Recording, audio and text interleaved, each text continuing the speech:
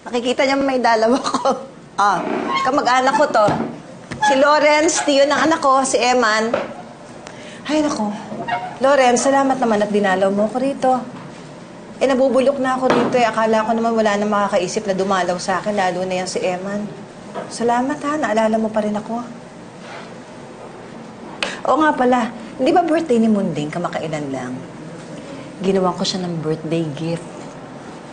Ito. Ito oh, yung ibon. Eh, ito yung favorite niya, yung owl pa man din pagka ba nagbabasa kami ng libro, naalala ko nung araw.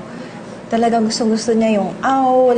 Tapos, ito yung kulay na gusto niya, pink. Lahat pinagsama-sama ko, green, yellow. Tapos, Lawrence, naisip ko, dito pwede niya panlagyan ng pentel pen. O, lalagyan ko nga sana from Lola, pero alam naman, bawal sa amin dito yung mga may mga matutusok-tusok na. Uy, sabihin mo naman kay Eman, dalawin naman ako dito. Sama niya si Munding, baka pwede kong pag-usap, isama yung mga bata. Wala na yung apo mo.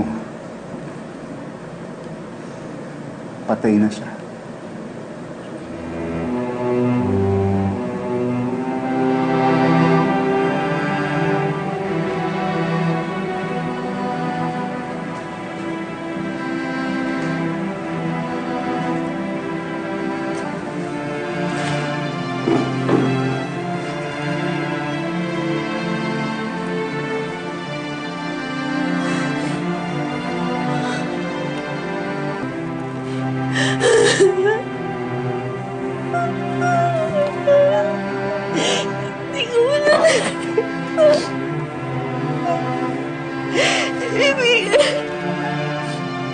Ibigay mo naman sa kanya noon.